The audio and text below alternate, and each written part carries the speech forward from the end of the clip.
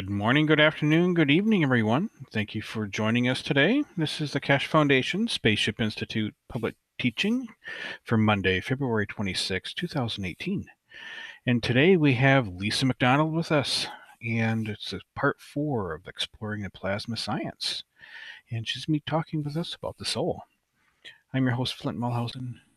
Again, welcome, everyone, and welcome, Lisa. Hi, Flint. Nice to speak to you this evening in my time. And can I share the screen, please? Yes, you can go ahead. Always nice to hear you. Okay. There we go. Right. So I'm going to do a little bit of soul teaching tonight because we always need a little bit of that, and I always like to unpack a little bit of what Mr. Keshe said and hopefully see it a little bit from the science angle so that all the techie people out there can also start feeling what it's like to know their soul. And so what I did was I went back to the 178th Knowledge Seeker Workshop and the 206th Knowledge Seeker Workshop. And I found some concepts in there that I'd like to have a look at, and we can look at them quite deeply because we have to start from the beginning. And I think this is where we're going to, find that we're going to unpack some of these issues, and then we're going to figure out exactly what we are here for, and what we're doing on this planet we call Earth. And so I think everyone has asked ourselves this question, and so maybe that's what we're going to do a little bit of unpacking today. And I know Mr. Keshe has taught this and shown this, but he packs so much information into one teaching that often after one's listened to it, it kind of gets lost. So today, hopefully we'll go a little bit deeper into those two workshops and do a little bit of understanding. First, we're going to look at Nursery of the Souls. Mr. Keshe explained that why we are here is we're essentially a nursery, and how strong fields can build a complex plasma. And sorry, that got split into an extra dot there because that doesn't quite make sense. I don't know why I did that. And then at the end of it, I'm going to do a little bit of talk about action versus reaction. And action versus reaction, just in terms of, I always like to give a little bit of feedback, and we can all have a little bit of a discussion on that feedback about how we live our lives using action or we live our lives using reaction.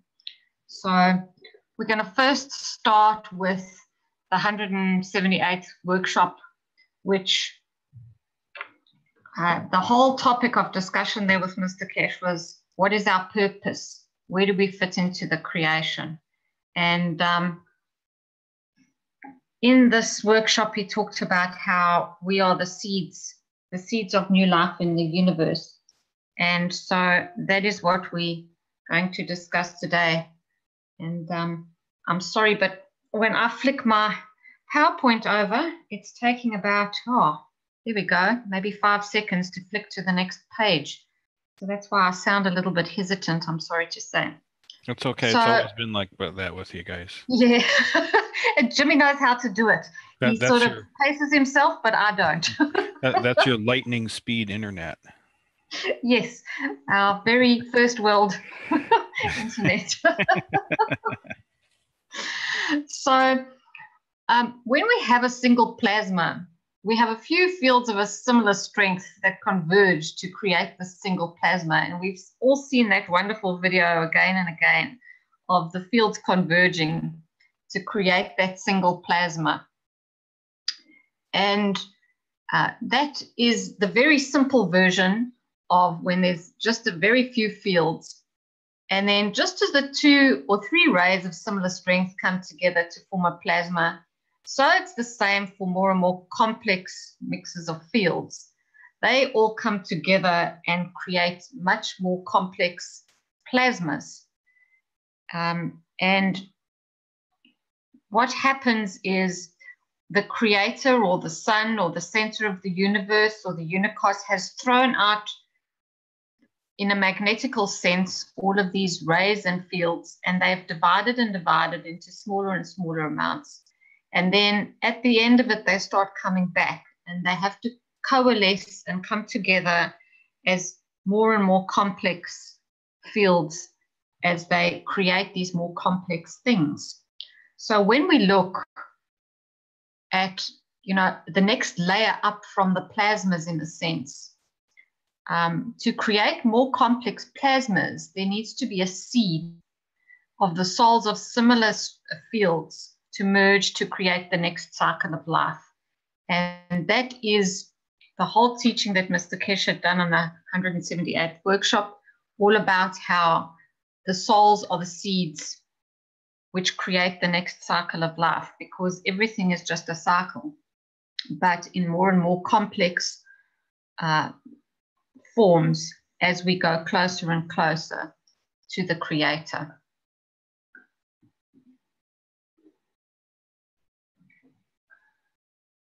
So as he explained, to build a tree, you need the seed. And the soul of the man is the seed of new life in the depths of space. And that's the purpose of man. And after all that, that is exactly our purpose, to create the seed of new life with our souls, which are very wonderful, complex things. So I don't know if anybody has any questions at this stage before we go on to the next. I want to go slow because maybe people like to talk or discuss or actually share with us their understanding.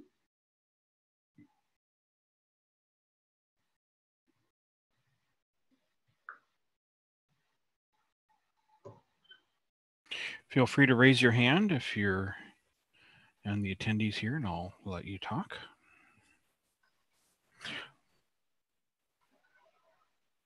Everybody's very quiet tonight. It's always like this at the beginning. Yeah. Okay, no problem. Maybe people have to think about that one for a while, and I'll just go on to the next page. I had a lot of fun doing this presentation because I had to find lots of beautiful pictures. And when you find lots of beautiful pictures, they really inspire you. I was just wondering that myself. It's like he had to spend a lot of time to find these. A picture tells 1,000 words.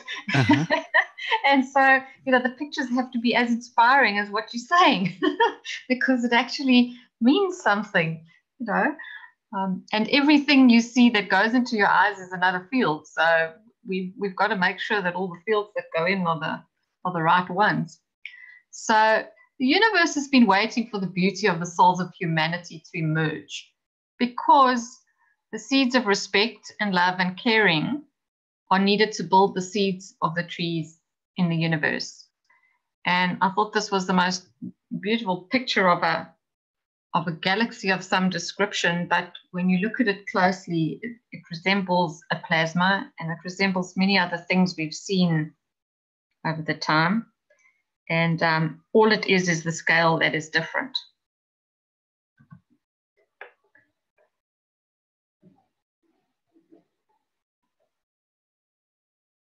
So we need to actually change our position from that of aggression to one of peace and love and care, because the seed of new life needs none of the aggression, and so we need to elevate us all to change the course. And Mr. Keshe explained that is why we are here, to change the course and to get rid of the aggression, because the seeds of the next new cycle only need the peace and the love, not the aggression part.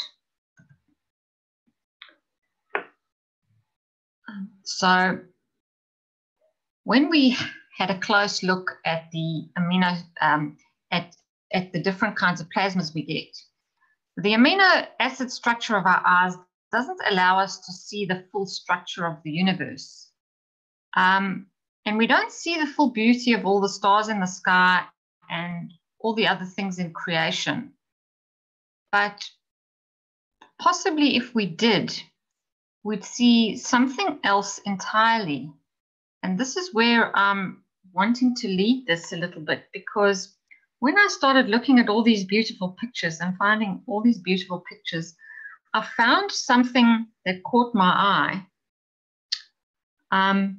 And we'll go into that in a couple of slides. But what he explained as well is it takes a long time to create a dynamic set of fields strong enough that can create the essence of a star or a galaxy or a planet. And the strength of the soul of the man is of that level to create a community of life in other dimensions of the universe. So as we are the souls, we can unite the souls together to create that next cycle, because the dynamic fields are what creates that next cycle. And here is what I wanted you to have a quick look at. In the womb of the mother, the seed of the energy leads to the new life, which we call the body of the man. And this was just a little representation of the first two cells dividing when you're looking at creating a new human life. And very similar to that picture we just saw of that galaxy, don't you think? So now the souls of the man, in all its beauty, can be allowed to become the creation of other lives in the universe. And we are just like that little egg and sperm in the womb of the mother that can come together to create the next galaxy or star or planet. And so each time we go up a level, in a sense, the dynamic fields build the plasma. So we take the magnetic rays and we form a single plasma. And we have 3 or 4 different plasmas, which are atoms, for example, and we create a more complex plasma, for example, the amino acid.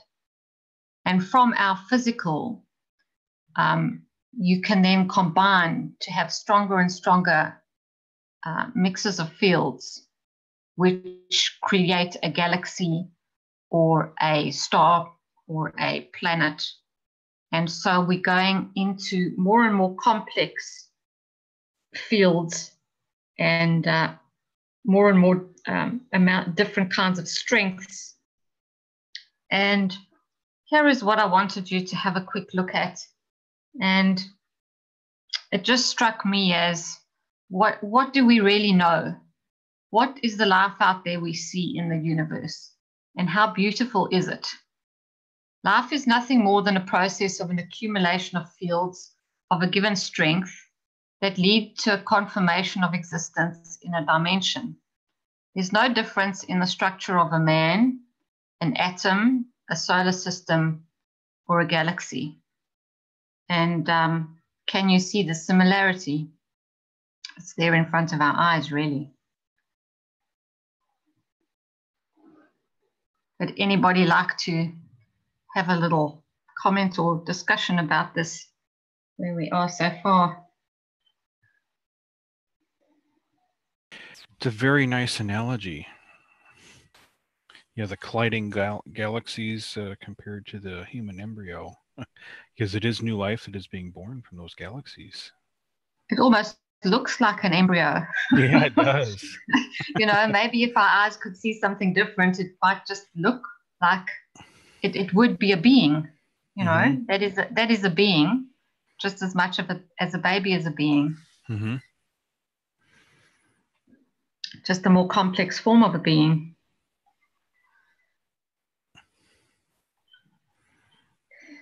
One and the same. Yes, it's awesome.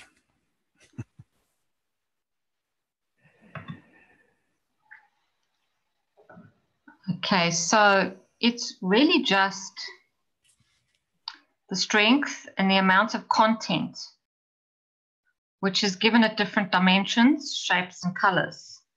it's the complexity really that just makes it different. As Mr. Keshe said, all souls are the same. None of us is, you know, better or worse, or more elevated or less elevated, or here or there. We're all beautiful, but we do, as we create complexity, we can manifest ourselves in more and more different dimensions of the universes. And this is quite important.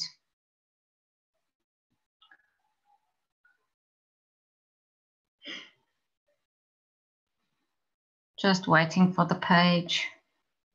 This one's taking really long, actually. Oh, there we go.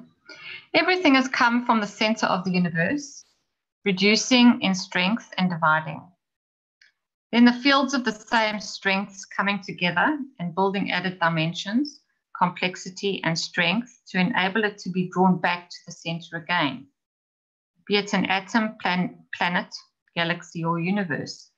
And so that is just the cycle of life, from the smallest to the biggest in creation.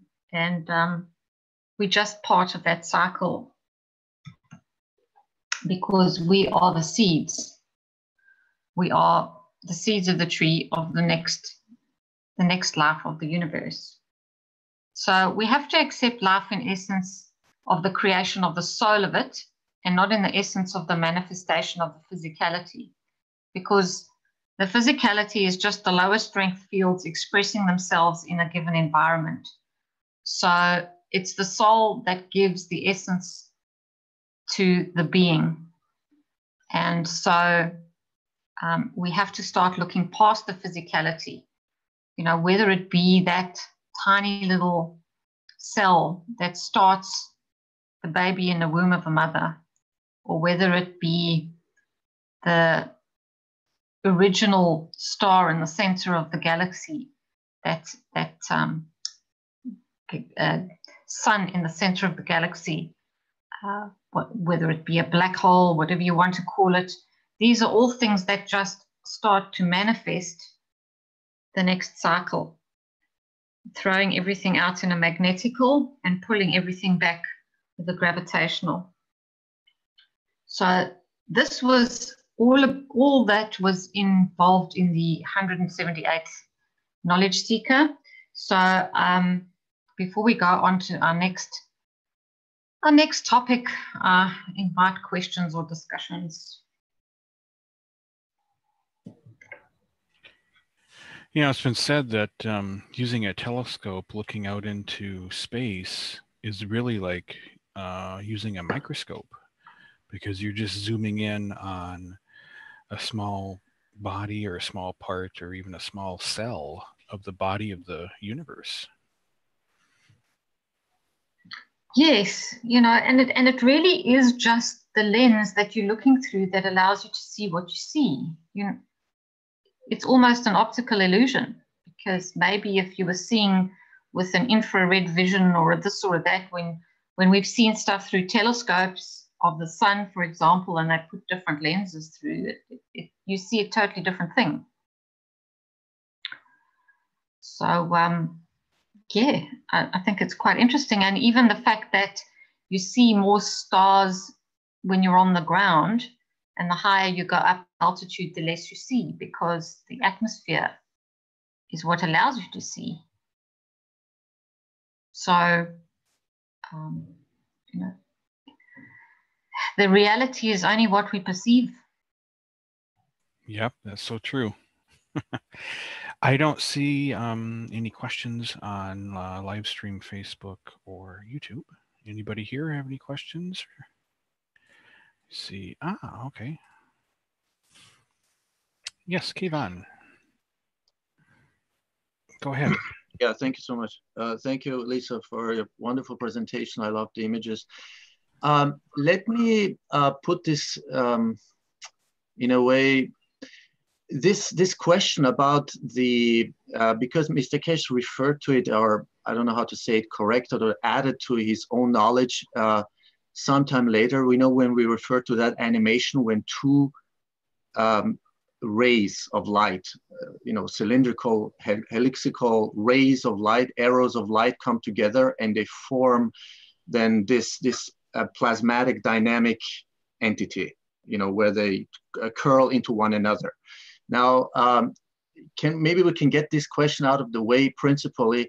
So it is possible that, because Mr. Keshe said there needs to be no two rays. It's sufficient if there is one ray, and because that one helixical, cylindrical arrow of a light can create or co-create out of itself, because it has the total spectrum of all the fields, of all the magnetic fields, so it can divide itself, right, Lisa?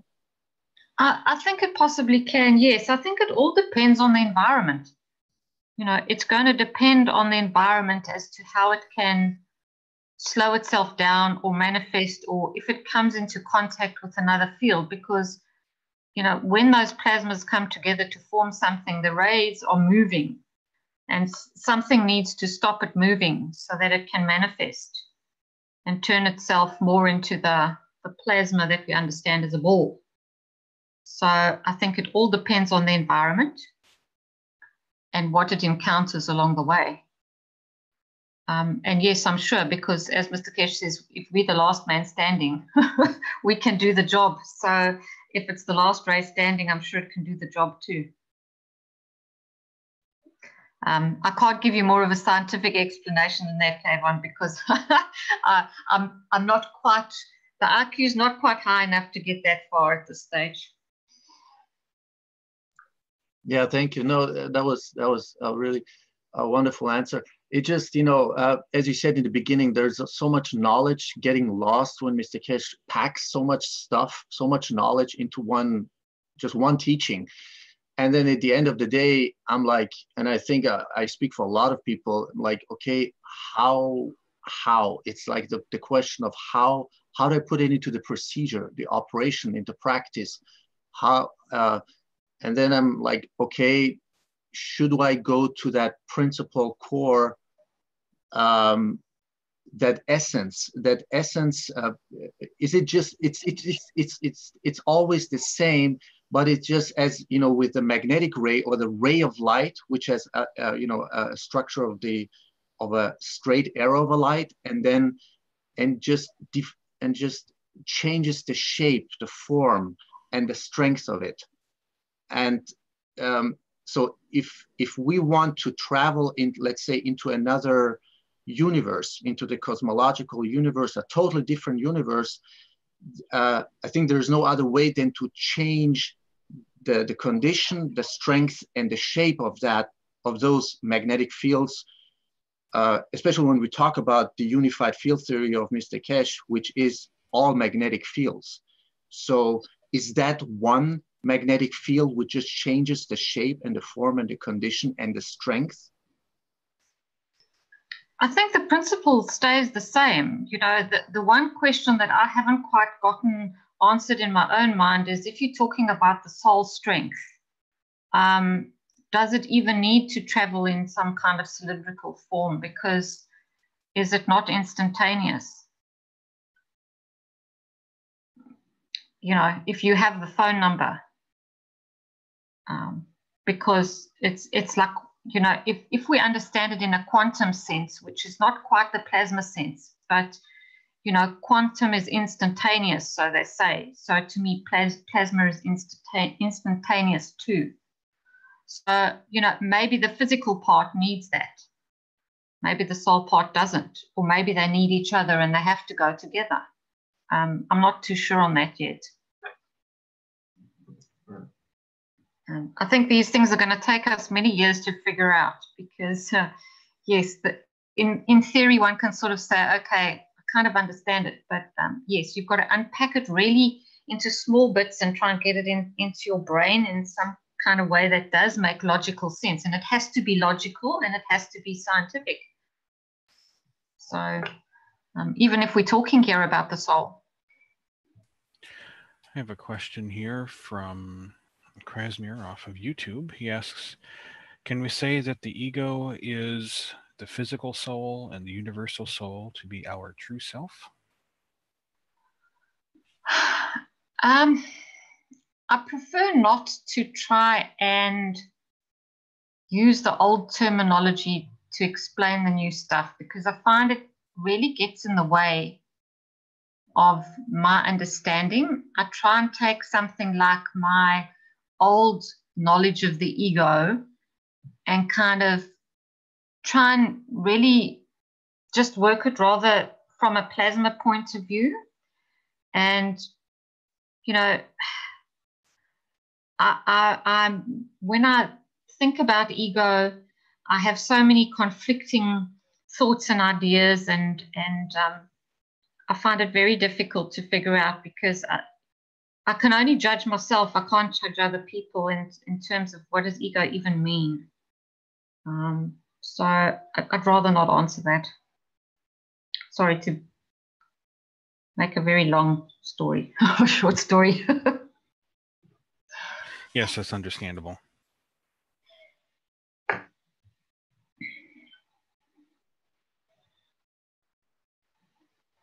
Anybody else?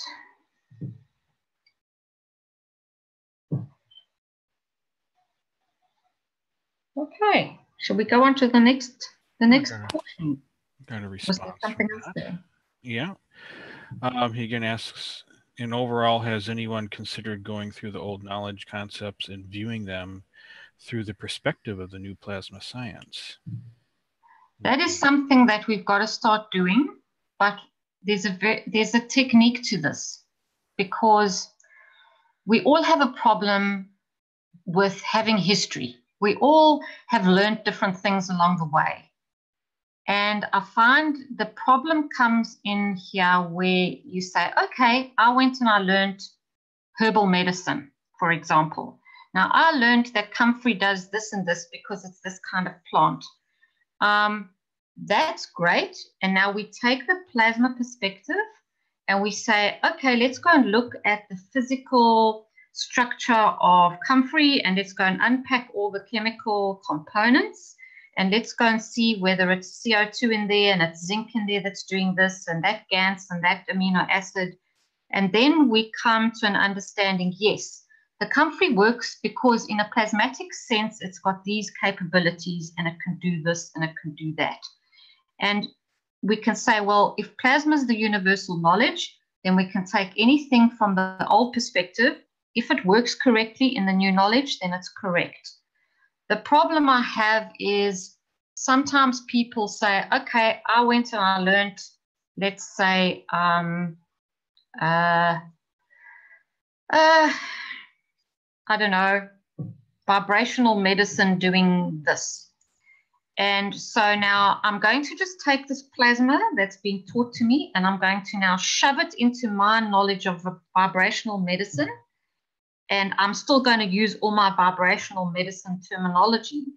But as we understand plasma, for example, we understand it's all fields. And when you talk about vibration, vibration is only physical, whereas fields can be non-physical. And so we're talking a different language again. And this is where I think, yes, we have to look at all the old knowledge from a plasma perspective, but we've got to be totally open to explain it in the new plasma way. And where there was the strange stuff that over the last few centuries, or for many thousands of years, where you've gotten all the, what I call the woo-woo, you know, we have to be honest with ourselves. We have to look at it. If plasma can explain it, then it's correct. And if not, then some shaman probably made it up to make himself look great, and it's been passed down through eons now as true.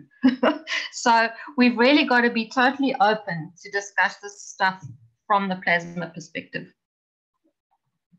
I don't know if anybody else has got any ideas on that one.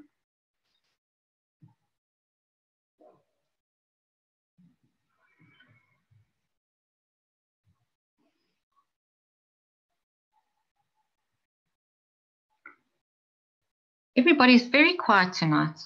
I would say so. Well, it's morning for the rest of us. Well, yeah, I'm the one that's tired. You guys should all be jumping around and happy to speak. Yeah. No, nothing. Nothing. Wow. Let's see here. Just gonna recheck everything again. Pretty quiet, even out on the. Oh, it must be Monday. Yeah. Everyone has obviously had a really heavy weekend. Maybe they're all hungover. Who knows?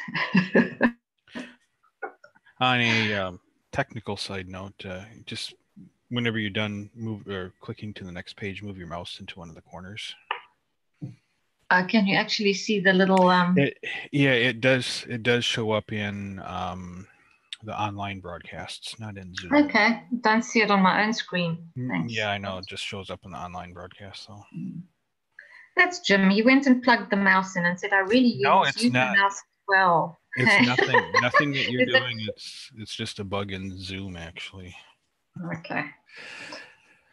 So the next part of the teaching comes from the 206th Knowledge Seeker, and I thought this followed on from the previous workshop very, very nicely.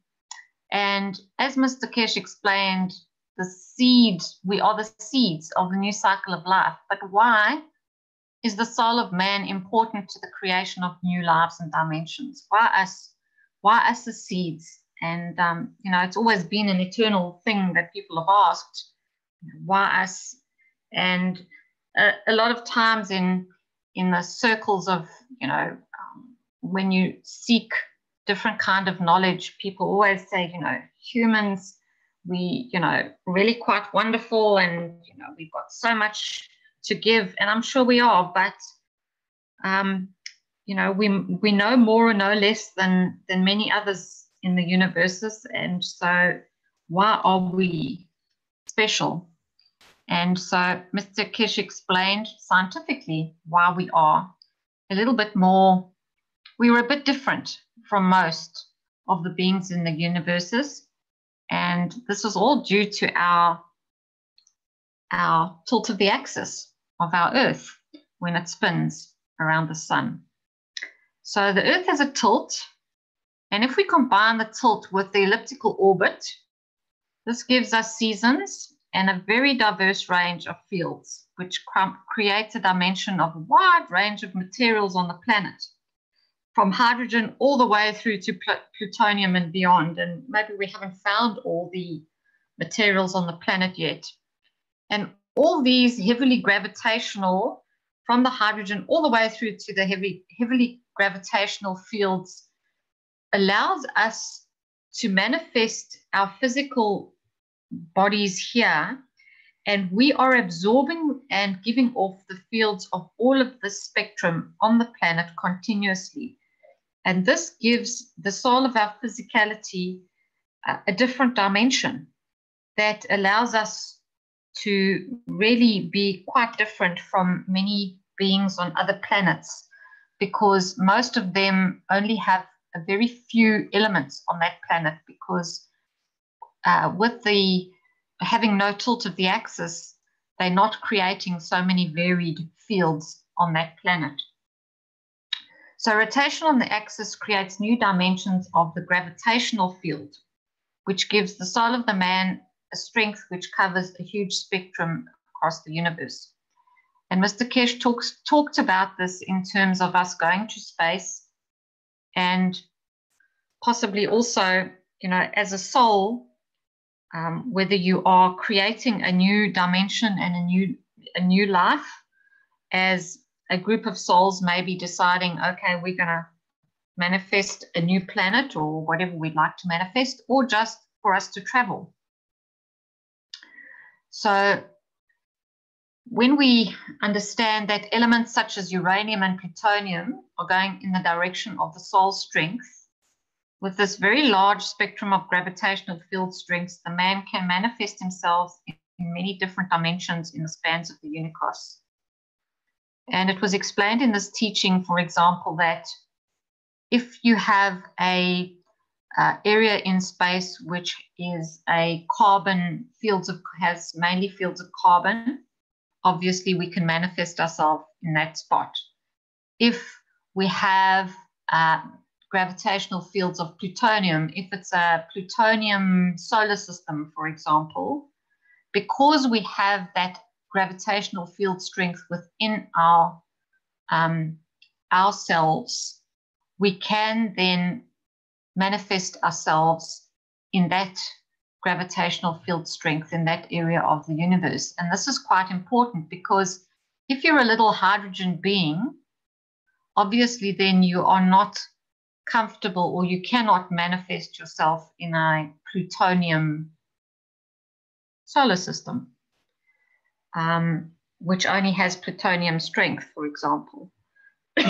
So this creates a limitation if your field strengths don't have that capability.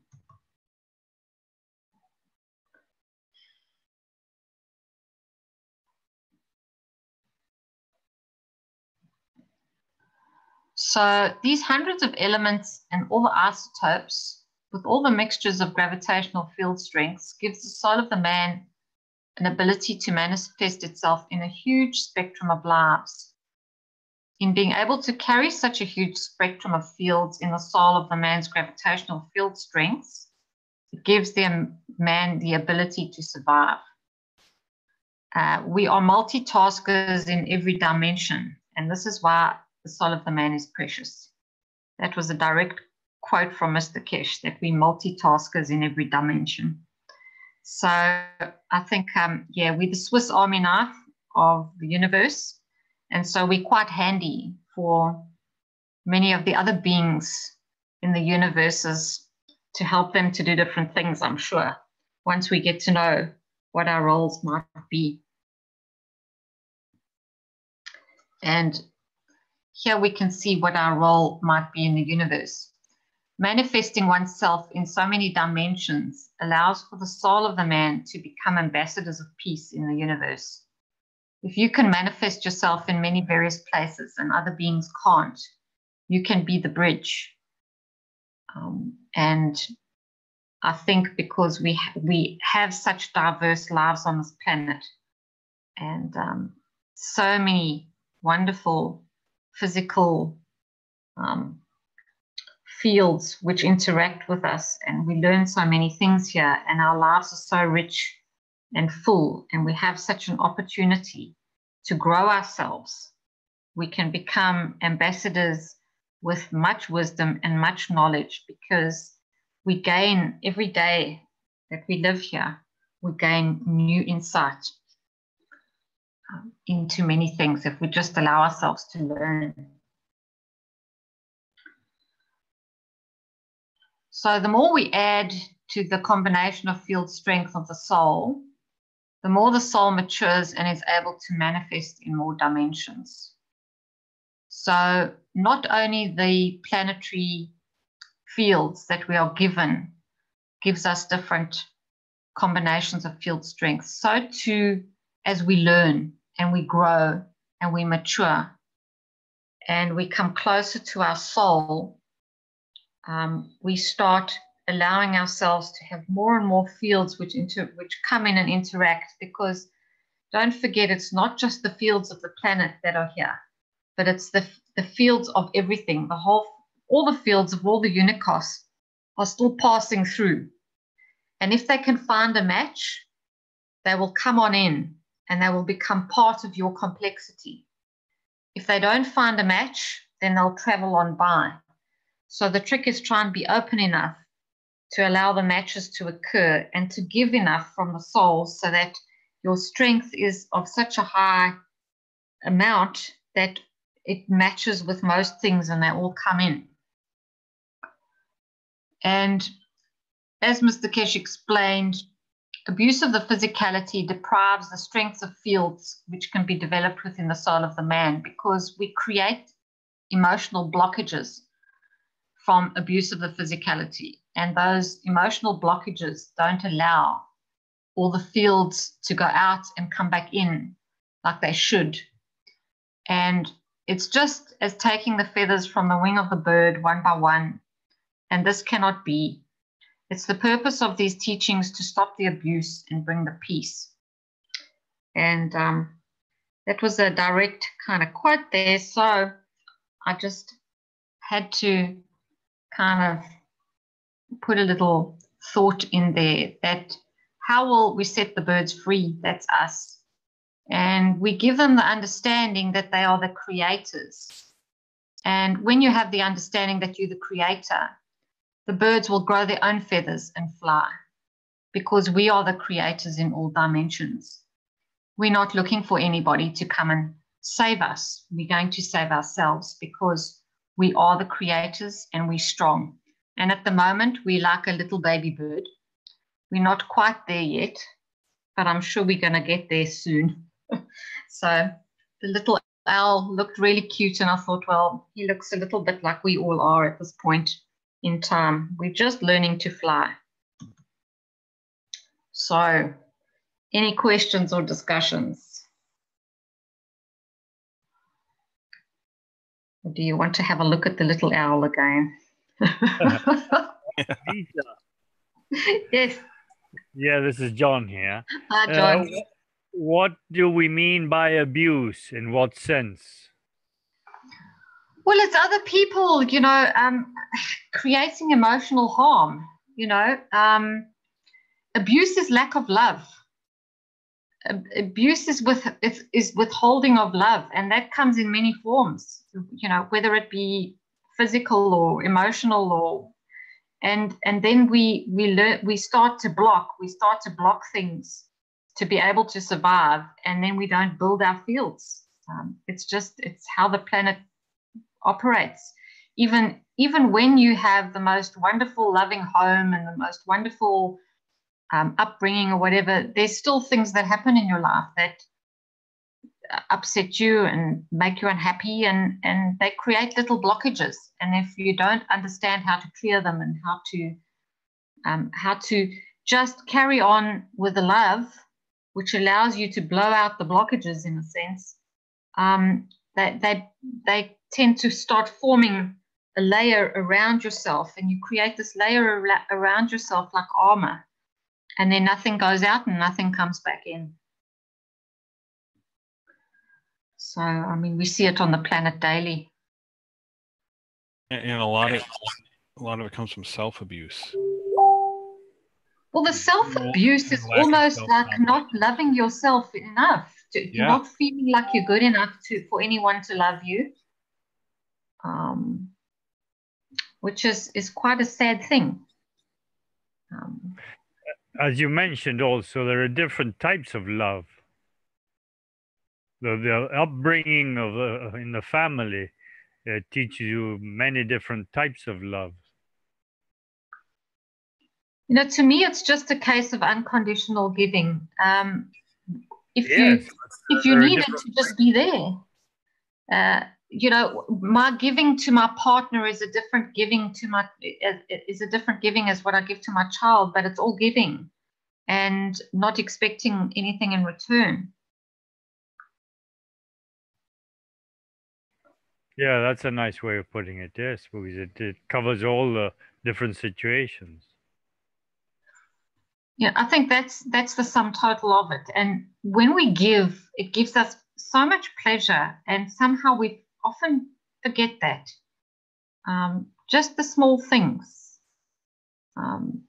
It's a simple thing, like my daughter coming home from work as a waitress today and saying, "Mum, I feel so good. I served a couple a meal today and they were so depressed, and I asked them, 'Are you all right?' And they said they just lost their daughter. And so I sat down and I talked to them, and I felt so good after they said, 'Thank you very much. You've made us feel better today.' And I just thought, that's all it takes is connection with other human beings. And somehow, because she sat down and asked them why they looked unhappy and they had an interaction, she wasn't expecting anything out of it, but she came home and felt that she had done something good today, even though that's not what her motive was. So in her giving, she had received, and that was enough for her. And it gave me pleasure to even just hear that. And they're just small little things. And I think that's what's lacking in society today is the connection with others, and being able to just to smile at them, just to give them a little bit of your energy, which is so important. What were some of the things that she said to him? Oh, she didn't go into much detail. She just asked them all about their daughter, and they ended up having a long discussion just all on other things. And they just said, thank you so much for taking our minds off and you know, giving us a little smile, and you know, that's what's worth it in life, is that you know, that interaction with other people, just to you know, you just give and you don't expect back, but you do get, because that's just how it works. And hopefully they went home slightly happier. I know she came home really happy because she felt like she had achieved something, not just serving a coffee, but helping somebody. So,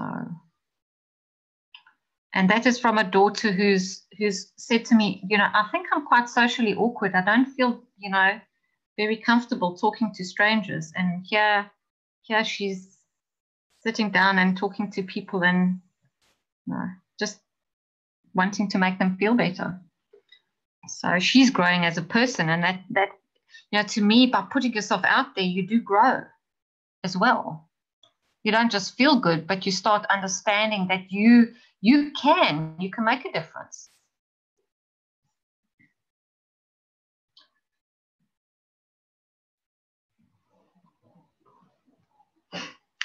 Anybody? Hello.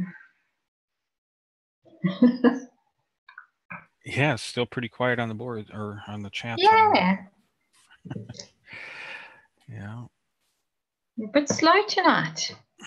Oh, this morning. Well, maybe they need their coffee too. Violet might have something to say here.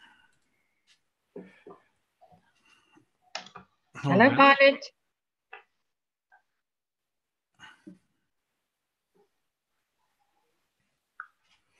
Hello. Yes, we Hello. Am I with you? Yes, you are. How is everyone this evening, this morning? All good, thanks. Yeah, we're doing well. I apologize. I have unstable internet tonight. Well, you're coming through good right now. I want to say thank you, Lisa. I really appreciate you going through. I had to chuckle when you said you were going through 178, because just yesterday morning when I woke up, I had decided that I wanted to go back to the beginning of the Blueprint for Peace for the time frame when the signing of the World Peace Treaty, because I wanted to bring those fields back, the emotional fields, to try to, I guess I'll call it, overlay them onto my current knowledge, to see where they match up, where I'm making mistakes, where my misunderstandings are coming in. So I really, really appreciate you doing this and talking specifically about the soul connection with the plasma fields, because I kind of think of the plasma fields as for those of us who use aromatherapy and essential oils for healing and things like that, I kind of think of the plasma fields as the main carrier fields for everything. And I'm still trying to figure out how come I can't just set my CO2 box next to my tomato plant or my pepper plant instead of actually taking the fruit off. because why can't the fields, as it's creating the plant, the fields that are right there, why can't they energize the plasma fields simultaneously without, again, taking from the plant? Just a question, I thought. My thought on that one is I think when you're dealing with your GANs is a stronger, they're stronger fields than your matter state, but they're not quite the strong fields of the soul. So I'm not quite sure whether it can have the effect to pull in as strongly. I'm sure the effect is there, but I don't know if it can pull in as strongly as what you would need for, how to say, transmutation in a sense. But yes, I must tell you my aromatherapy story. I took a little bit of CO2 and I popped some lavender essential oil in there and made a little bottle up and hung it around my neck. And I ended up feeling like I drank two bottles of wine and got a hangover from it. So it was quite a strange experience. I can understand. And I don't know if anybody else would get that experience because maybe they would find something totally different. But for me, it was quite astounding that it put me on quite a little trip. So yes, and understanding these things like aromatherapy and things like that from a plasmatic point of view, I think would be really good. But I think listening to a lot of the private teachings and understanding that the matter state doesn't work quite the same as the GAN state, and I'm assuming the GAN state doesn't work quite the same as the soul state, that other factors are in play. So, it's just how to take the theory and get the practical bits to come out. And that's why it's so important to play and to, understand it from a science point of view, from a soul point of view, and really play practically with the devices and the knowledge, because that's the only way we're going to really learn. I find if I play with my, make different ganses and do different things, that's how I start to really understand what I'm doing. Yes, playing in the water, as we used to call it. Yes.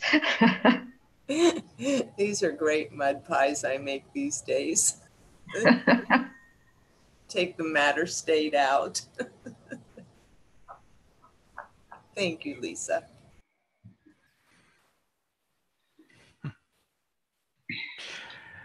Okay, Jackie, you had a question there you put in chat. Thought you maybe want to speak it personally.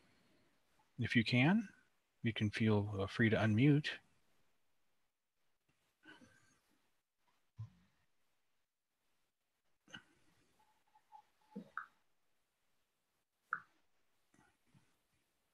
Are you able to unmute, Jackie? Yes, thank you, Clint. Yes, you're welcome. My question is, for all the souls which have left the physicality, has Mr. Keshe spoken about those souls, introduction to the universal community, and what happens when one dies physically and the soul is released? He's alluded to this on a number of occasions, but not gone into major detail. And, as I understand it, you are able to do so many things in the dimension of the soul, but I'm suspecting that we could do more if we learn to elevate ourselves and enfold our physicality into our soul, which will incorporate more field strengths, and this will allow us, in a sense, to do more than what we are able to do at the moment. But yeah, it's a hard one for me because he's only alluded to small bits of it and not a lot of detail. So I can't help you too much on that one.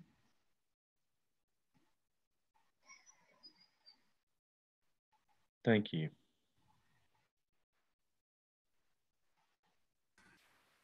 Okay, up next is Kuka Tong. Are you able to unmute yourself there? And you have quite a long something you typed there into chat. Thought you might want to say that personally. Mr. Tong?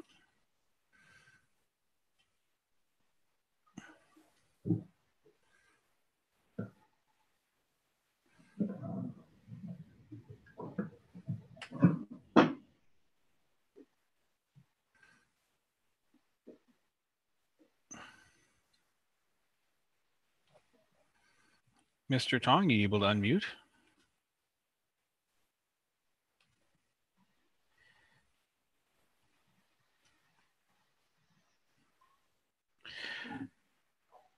Yeah, I was having a look at this question.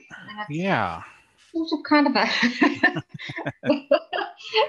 I sort of a question, but not a question. If that makes any sense. I don't know if you want to read it. Yeah, I can read here. I see he's unmuted. Are you able to speak there, Mr. Tong? I see that you're unmuted. If not, we don't hear you. Okay. He says here, I'm 45 and I just recently attended a loving kindness meditation retreat. Spiritually, I just found so much joy about love and peace, especially to strangers. I felt I had energy to connect at the event with a retarded kid in the orphanage house. Things I planned that never get started suddenly and all come to me by itself. Someone wanted to invest and join me on a business ideas. Keshe Foundation just pop up to me by chance. I'm trying to learn and sign up for as a student because everything Keshe teaches makes perfect sense to me. My question is, how do I know my own path for the next 20 or 30 years? Well, that's the question we all are asking ourselves. Every single one listening to these teachings. All I know is, well, what you say goes, right? Well, all I know is we're all masters of our own destiny, and that is the most beautiful part of all of this. Is that your only limitation is what you put on it. You are the master of your own creation, and so whatever you envisage is what you create. And this comes to a little bit of a point of my next topic when we get past this one, is that you wanting to create something, you must not set limits on yourself. We tend to often put a limit because we need to do something because of this, so I must do that. But that is limiting yourself. You rather create those 20 or 30 years. Let's not limit ourselves. When people ask me and they say, what do you see with Keshe technology in the next 10 years? I refuse to say, oh, well, maybe we'll save some energy and maybe we'll, grow some good plants. And I say, no, in 10 years, we will understand ourselves much better. We are going to space. We will be in a totally different world where people will be healthy, where we will be able to fly from A to B in 10 minutes and have breakfast in New York and lunch in London. And people say, but, don't you want to retire and have buy yourself a nice house? And I said, I'm past that. I don't need that in my life. I said, quite honestly, I would like a hovering geodesic dome, which you can equate as my spaceship, and I'll just go where I need to go. I'll hover. I don't need a piece of land. I don't need a house. I'll just go where I need to go. And that is my intention to be in the next 10 years. So we mustn't limit ourselves, because the trick is just to start working on this stuff and understanding it, and go with the flow and get into it and create. That's all I can say from myself. That's how I feel at this stage. I'm not limiting humanity to anything, because I know we're better than what we are today.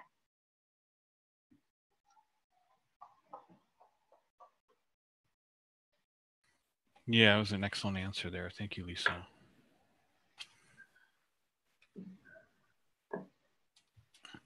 As many agree there in chat. Yeah. I think our biggest problem is not believing in ourselves.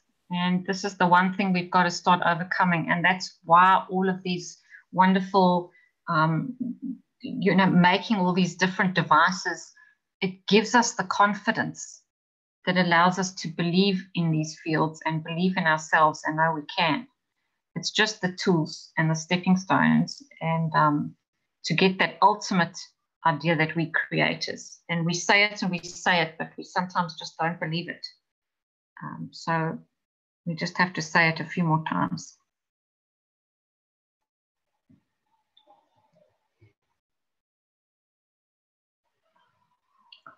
So anybody else, or shall I carry on?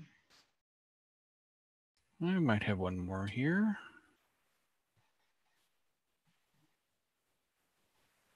Yes, go ahead. Thanks. I'm Daniel from Romania. And about reaching your soul, like onion, layer after layer after layer.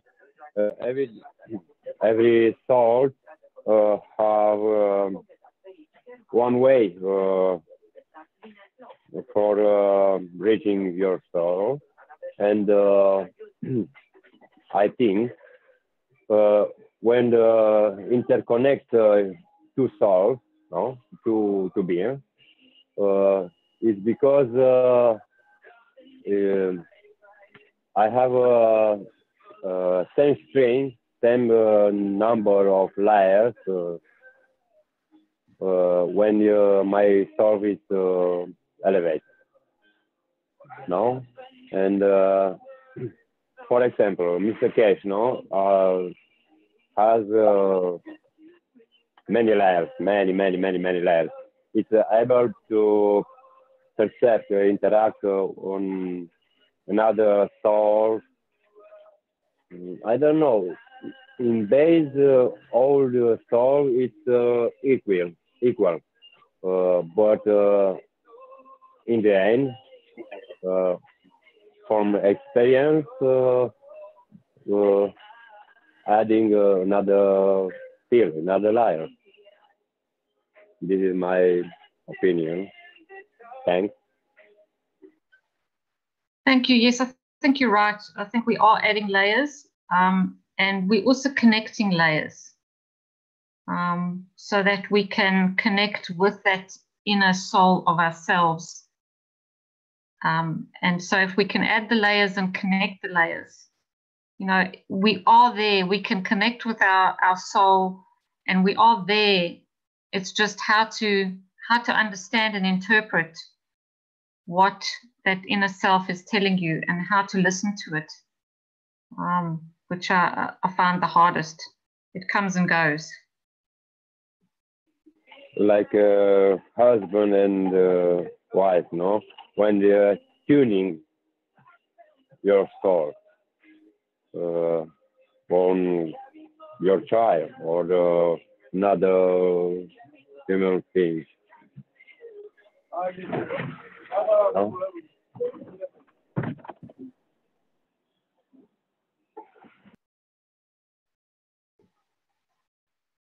Yes, I think you're right. I think you're right there. And it's just a case of opening up and listening to yourself and finding the connection and building the layers, because the building the layers helps, adding those aspects of ourselves helps to build more fields and come closer to that soul inside that tells you, because it knows everything, then it can tell you everything.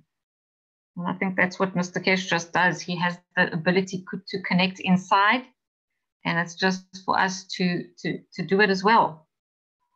It's not something easy, because it's not something I can tell you how to do, because we're all different. So we all do it in different ways. When you when empty your cup, when you give, you have space for receive, for connect with another, no connection, receive another fears, another piece of soul for each other. When you have, for example, you have a mind clear, relaxed, you're able to open this door for receive a message from another, no? Like a telephone.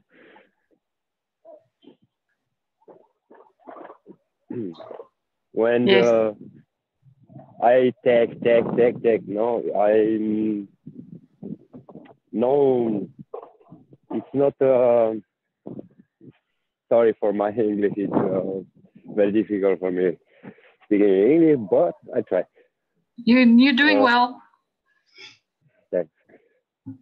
You wanna give, offer love, peace, or for everything, for one plan, for, I don't know, another soul, for myself. Make space for receive unconditional. Yes, it's very much like in South Africa growing up, there was a children's story about the little monkey who wanted to eat the honey, and he stuck his hand into the tree where the honey, the beehive was, to get the honey. And obviously when he closed his fist around the honey, he couldn't pull his fist out. And instead of opening his hand and licking the honey that was already on his hand, he ended up starving and dying with his hand in the hole because he wouldn't let go. And to me, that's a very good analogy for many people, because if we can't let go and give and open up, we literally will die from starvation of the love and the giving that should be coming to us, because we're just not open to receive it.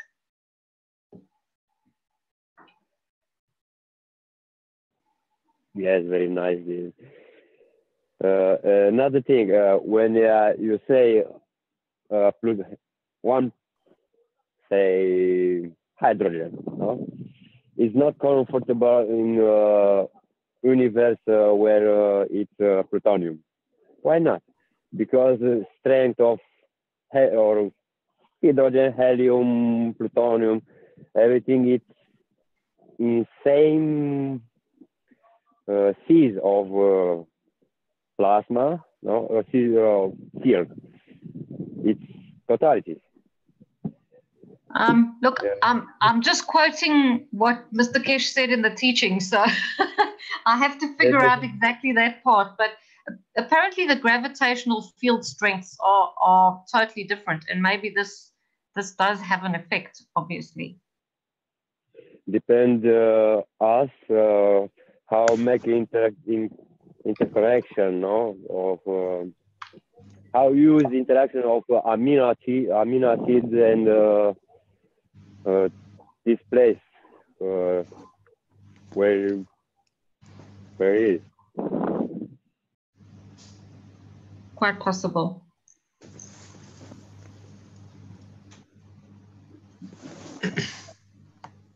Thank you very much. Thank you.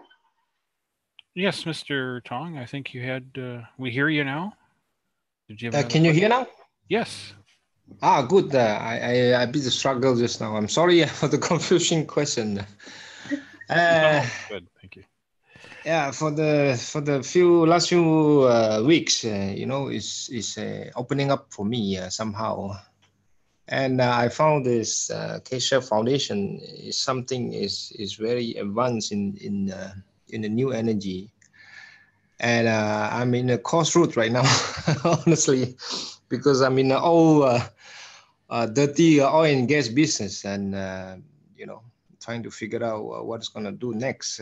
So I'm signed up as a student and wondering what would be our how we say that, maybe a guiding principles to know that whether we're doing something good or something bad for the humanity, because at the end of the day we all have to have a a task to do, right? A job or a path that you're going through. So you know, as much as I'm happy and awakening, at the same time, it's like, you know, you're wondering what will be next. So I just probably ask anybody here in here that, you know, how do you listen to your inner things? How do you get to the answer? I don't know. So that's what my question is, because to me, I knew we all connected. All the soul are connected in one. This is one of the things that I feel really, really strong in these few weeks. But again, the question is keep coming up for me is, what is my path, you know?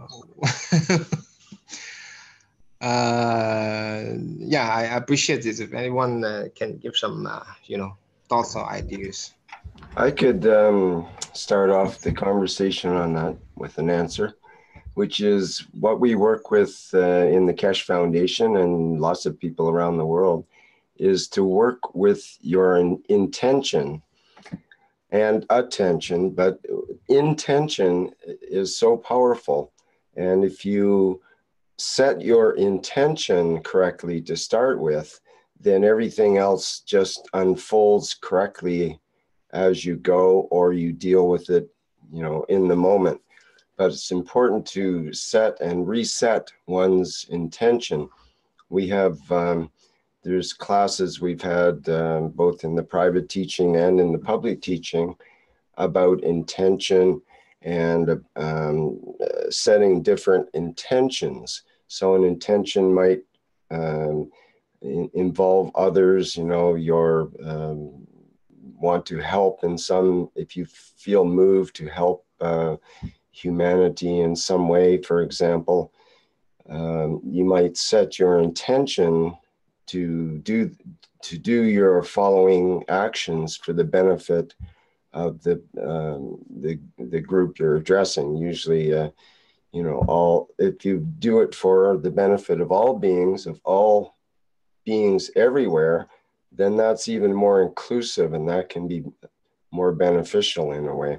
So there's different ways of setting intention, and I think that that's really important to begin. Or another word would be wish. Set your wishes.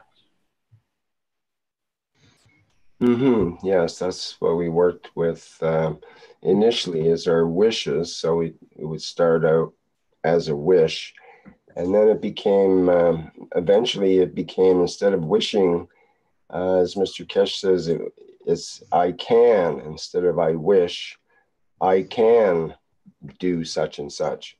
Instead of wishing for it, you know, and you can do it.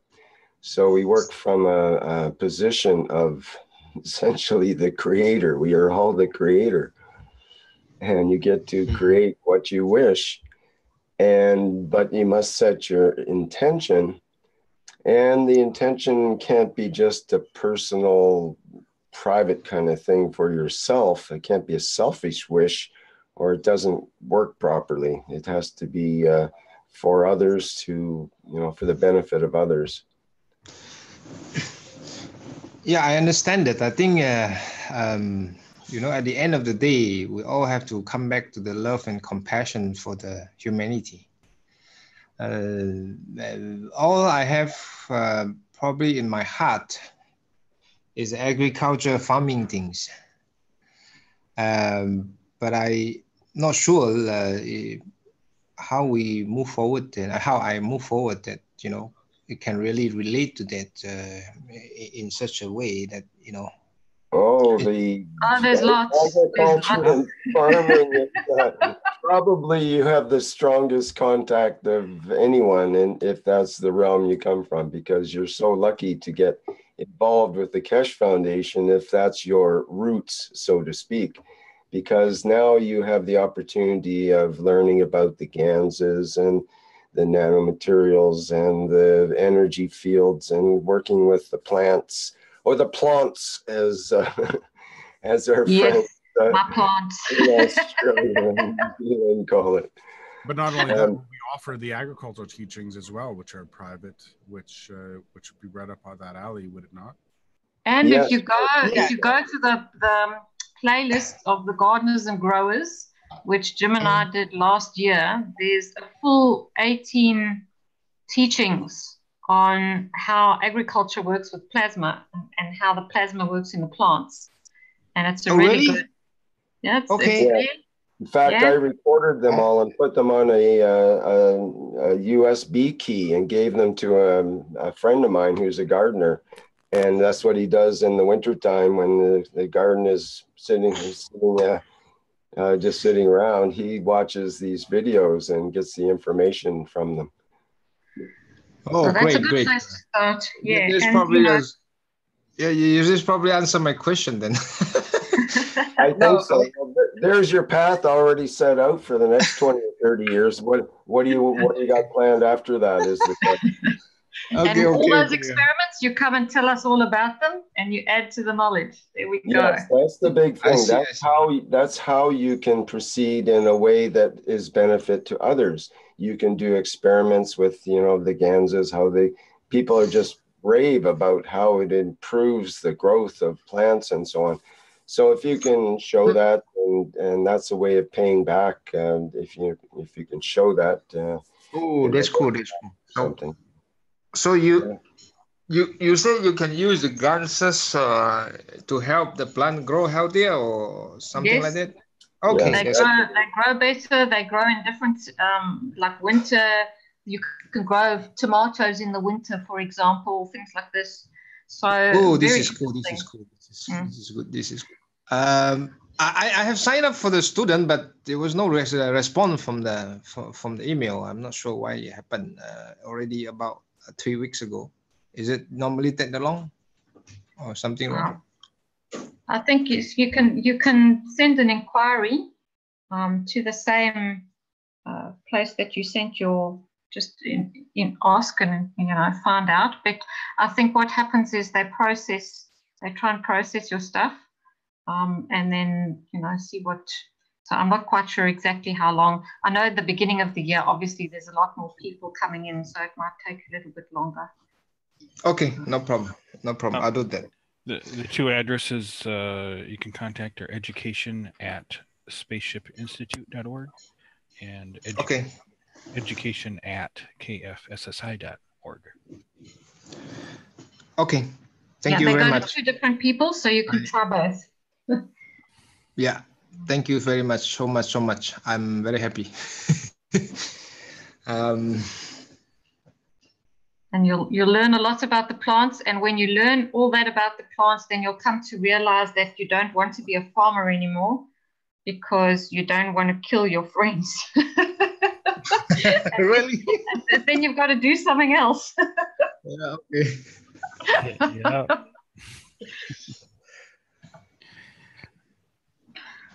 So, on that wonderful note that we were talking about living our lives as the creator, because that's exactly what Rick was talking about, I'm going to do this little section, which is not in any of the Keshe teachings, but it's more about,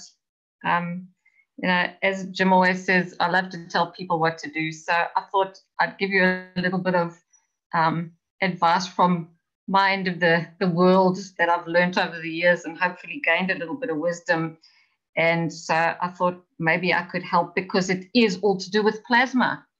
Because if we have to live our lives as a creator, I wanted to discuss action versus reaction.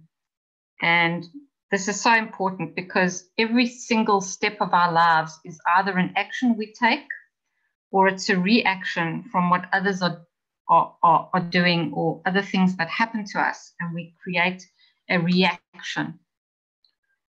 So I kind of wanted to discuss this because I've seen it in my own life and many other people's lives, and I thought maybe it's a way to take ourselves in hand and start learning how to live as a creator. So if we take a close look at ourselves and our lives, how much do you achieve when you see a positive outcome, and then you plan it, you action it, and you position yourself and those around you to attain it? Often these are these are the things that are usually the most successful in your life, when you do it in that fashion. But how much do you achieve in your life when you make decisions as a reaction to perceived emotional harm, or something that's come at you from a different angle, and so you just react? I thought that, you know, we could just understand that feedback loops, which keep us in a blocked emotional state, don't serve us. So we have to often see those things for what they are, and as a wake-up call for us to move on. And I see this personally with people interacting in their lives and sometimes in their jobs, and how they just operate on a daily basis. And if we just learn to do something different, do you react? Do you step back? Do you adjust your perception with the new knowledge gained and reposition yourself, and then act from the point of creator again? I see people that create what they want and that are successful doing things, not only for themselves, but for everybody around them by doing this. Because it's from a plasma perspective, you're taking in the new knowledge and you're adjusting your fields to accept that new knowledge. And then you reposition yourself, because a plasma, when it gains new fields, it kind of repositions itself. And then you act again from that position of creator.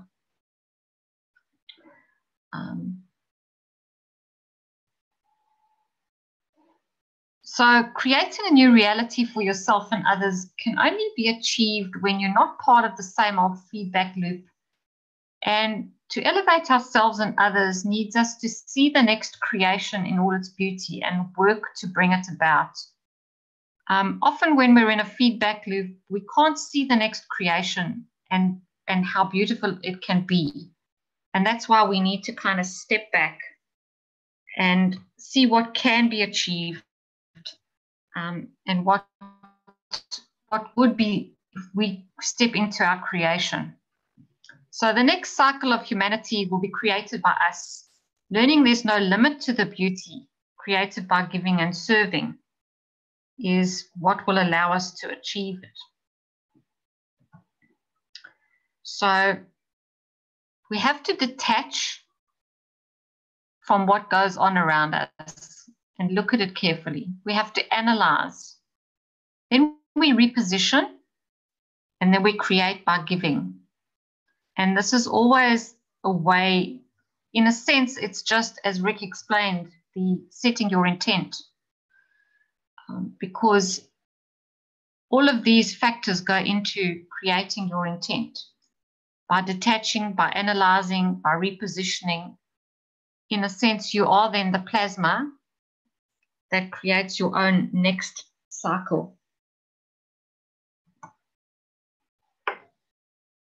So we have to see beyond the limitation of our current situation and create the action through positioning yourself to give. The point is to give, and the rest will follow. Because by giving, you ultimately do receive. And by serving, you ultimately create what we need to create. So that was just a little bit of Lisa wisdom. I hope it wasn't too much, but I just felt it important because often I look back in my own life and I see the decisions I've made out of fear or reaction are never that successful, but the ones I create through believing in myself and creating something better, those are the ones that do so well. And so I just wanted to share that with everybody.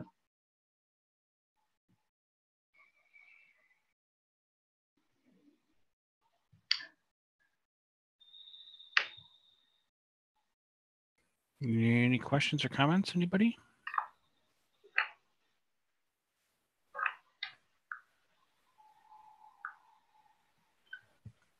There is a comment from Sabrina here on Facebook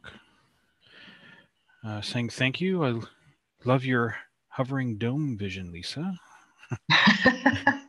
This next I will decade get it one day.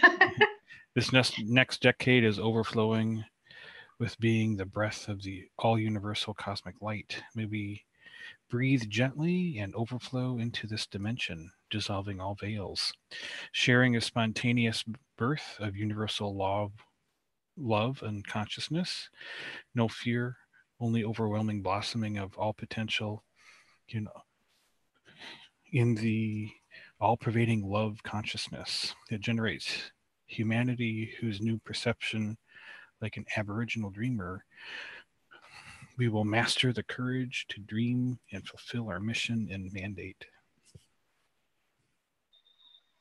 Yes, I like that. In Aboriginal culture in Australia, dream time is your real life, and dream time is your soul time. Reality, and when you're awake, is what they say is the unreality part. So quite interesting. And even up to 200 years ago, people were explaining how the original people could move from one place to another in a few hours, whereas the settlers could take days on their horses. So the knowledge is all there. We just have to find it within ourselves again.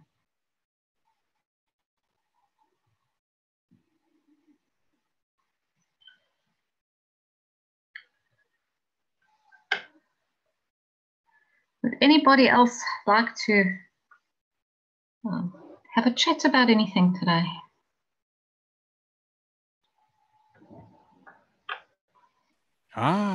Caroline just joined us. Just at the end. Yep. The last slide.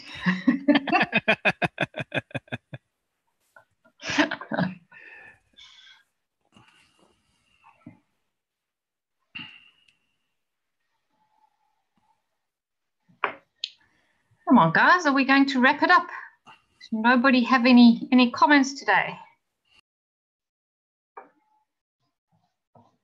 Usually I can't stop everybody. I have to kind of tell you, go to bed. I need to go to bed now. Go home. Yeah. Is it this quiet?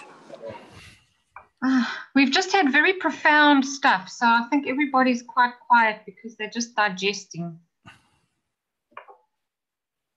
Sometimes we need to just digest. So you think it's digesting time? Yeah, I think so. I posted some ideas in the chat room of the education. I don't know if you noticed it. Jim posted all his concerns and I answered there.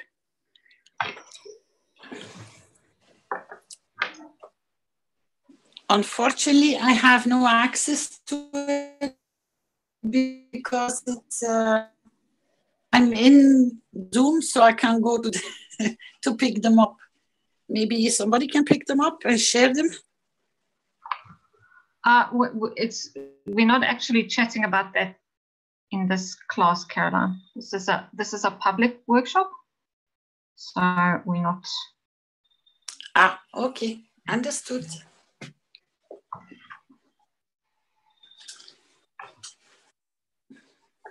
So I don't know if we need to wrap it up now, Flint, in terms of if there's anybody else that wants to. Yes, everybody is really quiet today. Jackie might have another question here. Do you have one there with your hand up? Thank you, Flint. My struggle is that I'm trying to understand what my blockage is to allowing my soul to operate in the fashion that Mr. Keshe is teaching us. So I'd like some insight, if anyone has some insight as to their own personal accomplishments using the soul. I've chosen to go the route not of the donkey or the automobile or the airplane or even the spaceship, but I'd rather operate on the soul level. But I must have a blockage at some point. Though I've had success with the soul alleviating pain in my body, it's beyond that I want to go. I also like the thought of the geodesic dome that Lisa had earlier. And I would like to learn to be the reactor of my own spaceship, just using my soul. So any insight in that area would be gratefully accepted. Thank you.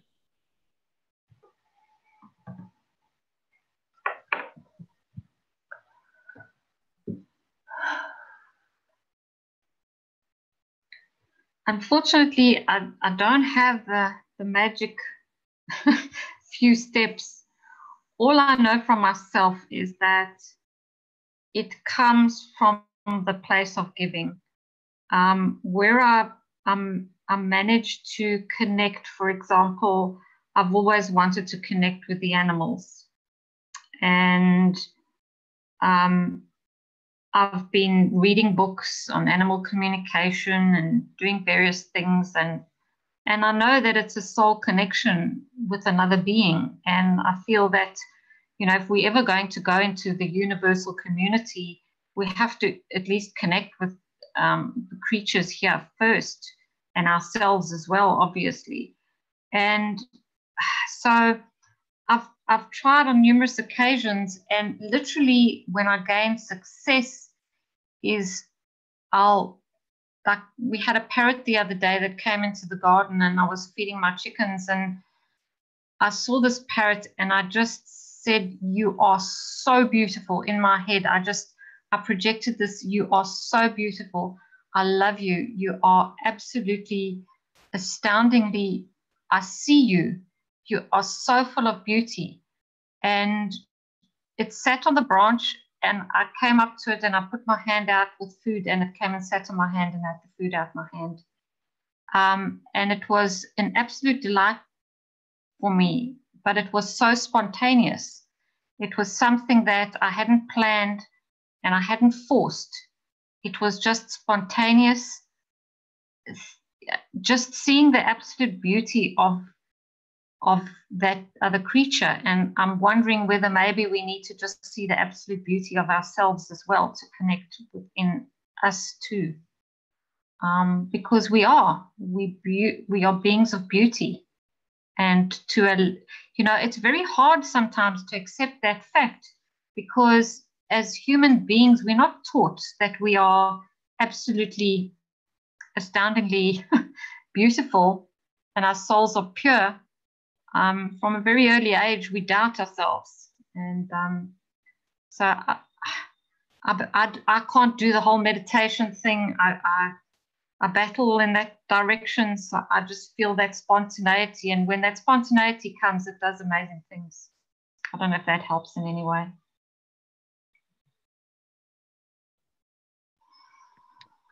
Thank you, Lisa. It does.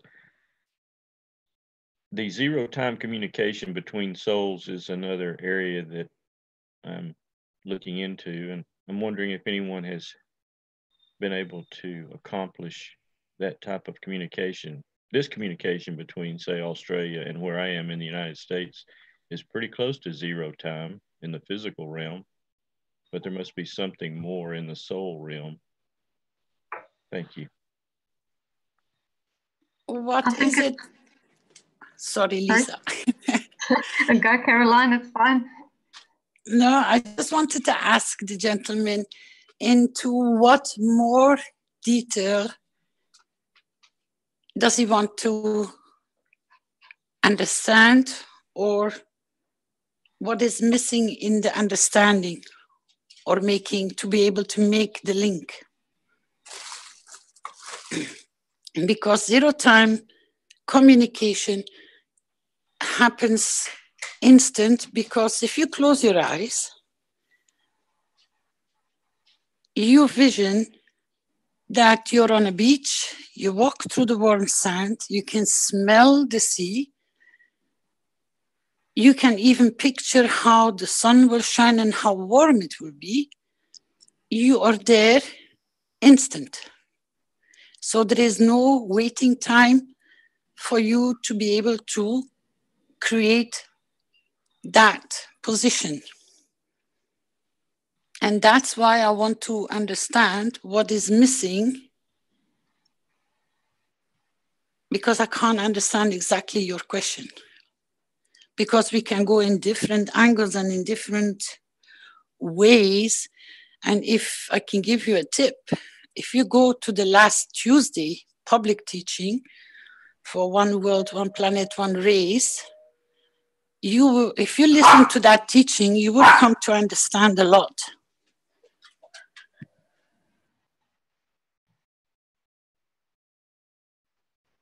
Well, thank you, Caroline. It's true, I don't know what I don't know at this time about much of this, so it may be hard to formulate a question.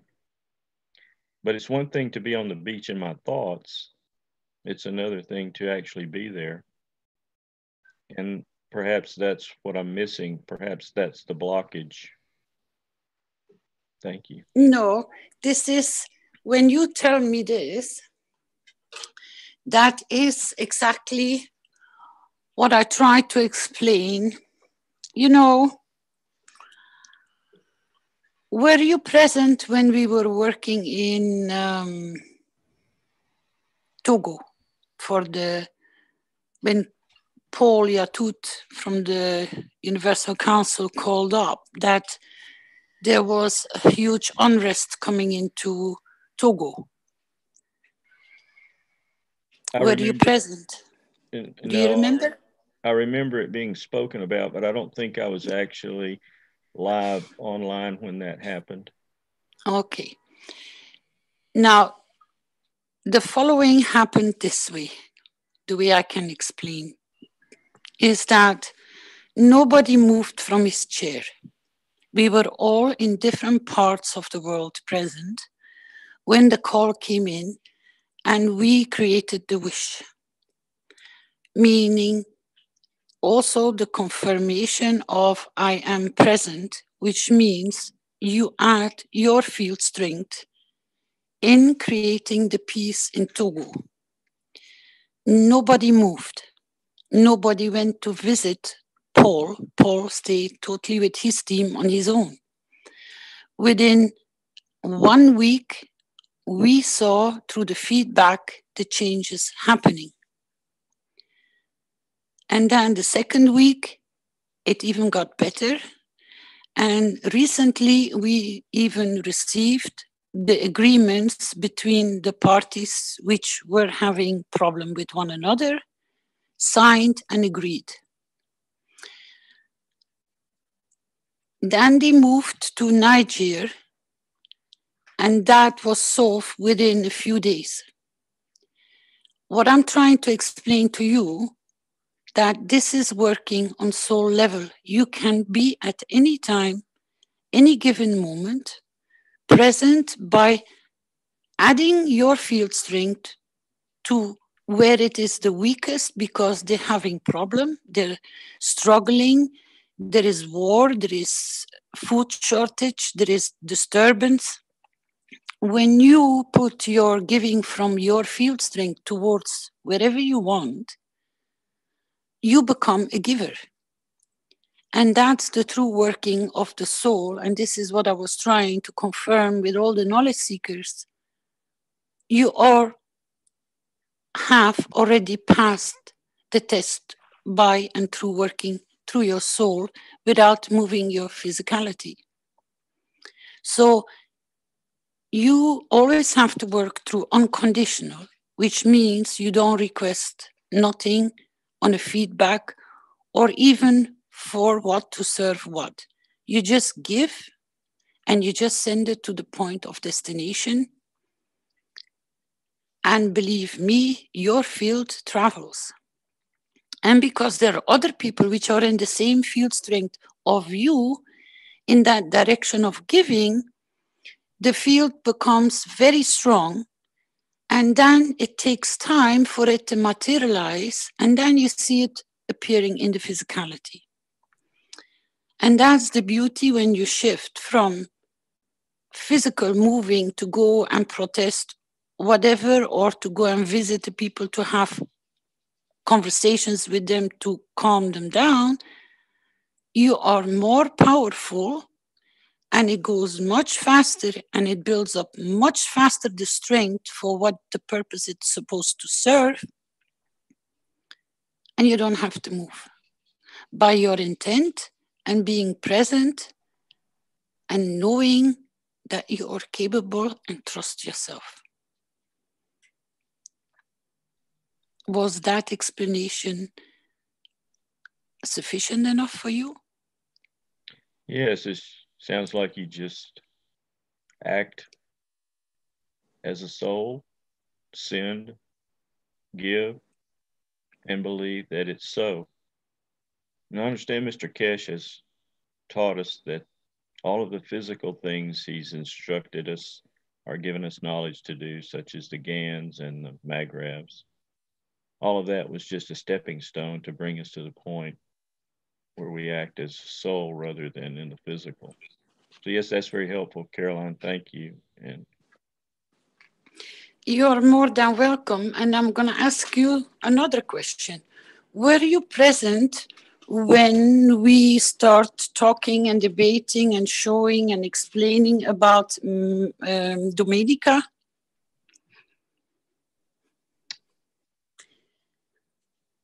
Are you speaking about when Mr. Keshe said he could actually protect the islands from the hurricanes by the use of GANs and spraying? Yeah. Yes. But also what Tom showed and what Tom walked everyone through, how the process was done. I explained in my last, I don't know if it was Tuesday or it was in my private teaching, I can't remember exactly. Because I explained, we were having a discussion about 2 stray cats which were sitting outside the window and 1 stray cat which was already in the house, looked after, taken care of. And she said, I feel so sorry for those 2, but you know, it's more or less, they're full of fleas and they're in a bad state. And then we start trying to walk through to give them GANS water and how to give them GANS water and how to feed them to clean them up. And then suddenly out of nowhere, something just, you become to a full hold. I said, excuse me, I said, we have to walk away from the GANSes. I said, because if you are the GANS and your skin is the nano-coated layer, I said, and your soul is present, which is the dynamic force, strength. I said, if you take a bottle of water, doesn't matter where it is, I said, and you hold it between your hands, by you giving, you manifest whatever you want to give to those cats. Is it love, care, disinfecting them, nourishing them? I said, you imagine anything you want to give through you, putting that field strength through your intent in that water by just holding it between your hands. I said, you are everything. You don't need the cans water because you are. I said, and then start feeding the cats outside. And then we'll see in 1 or 2 weeks' time what will happen. Because I said, if the cats are receiving sufficient enough for your intent and for whatever care, and she loves cats, I said, they will go through a change. I said, they will be visible. And this is exactly what Mr. Keshe explained. When you work through the intent and the field strength, and you know you are and you trust, you can create, you are the creator. And then you let go with no attachments, meaning unconditionally, then it will manifest itself in the matter state, which in this case is Dominica, is Togo, and are those 2 cats, and so much other. So you work much faster instead of writing the letters by creating the letters of intent in your head and send the instruction or the purpose or the intent, whatever, however you want to formulate it, and you let go. It finds its field strength on its way, so it accumulates, and other things, if you become the magnet of pushing, then you have seen all the rest will reposition itself. It has to. Because at this point, you are the most powerful point of what you are sending, giving. So at any given moment, trust yourself, because we are all equal. We are all perfect souls. We are all beautiful in our own essence, but we are all identical in one way, that we all come from the same source and that we all have the same abilities. So you don't need to feel awkward. You are equal, and we will support and guide you, and you will receive, so that you can become that given unconditional. Thank you, Don't Caroline. struggle. Don't struggle with yourself. You can. Just let go. That was so well said. Has it been your experience that when you give unconditionally through your soul, does the person or the situation that you're giving to have to be accepting of it to be effective? For instance, if I wanted to give to someone to help heal them or process a pain in their body, do they have to be willing and accepting of that offer for it to be effective? You got to always put yourself in a position that you're responsible for what you are and how you conduct yourself. When you create that kind of field strength and you let go, it is there available for the souls or the others or whatever to receive for what they need. They can take from the fields what they need, because if you're sending, you don't know their balance, but because there is sufficient enough, because through your intent, it becomes an availability for the other, and that's enough. Then they position themselves or to accept or to wait or not to accept, because that's their free will. And this is where a lot of people make mistakes, the way you ask me the question. Do they have to? Because automatically you are already putting a condition on why you would do it and how you would do it.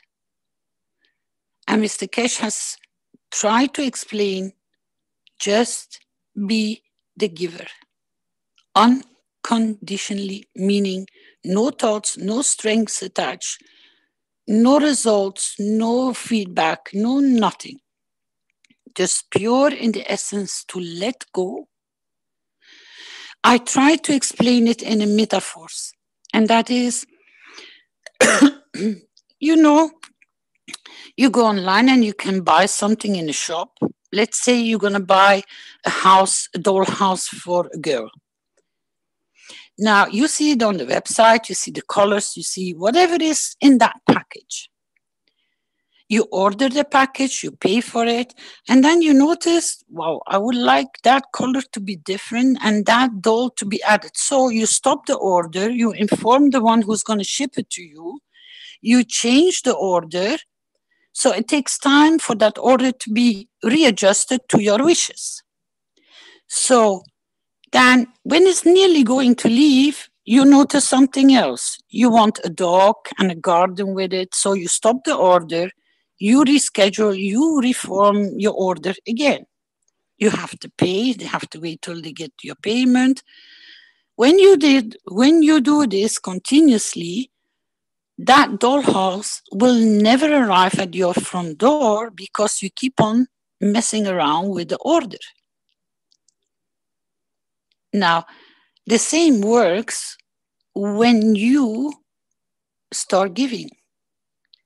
Unconditionally means once you create it, don't touch, let go, that it can appear in its full beauty wherever it's given to and wherever it's needed to.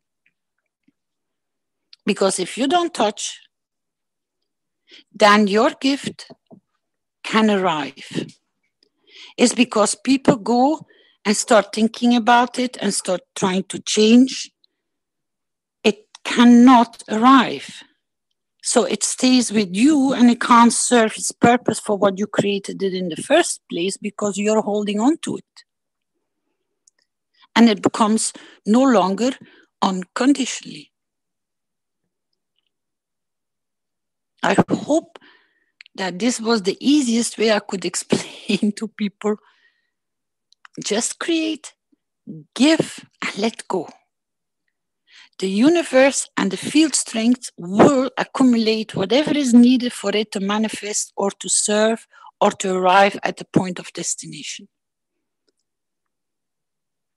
Because you already have done the most important thing to give.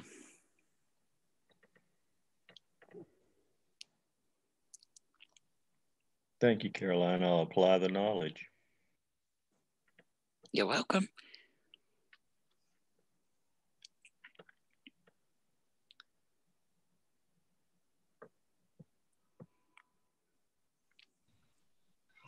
Anybody else out there, Flint?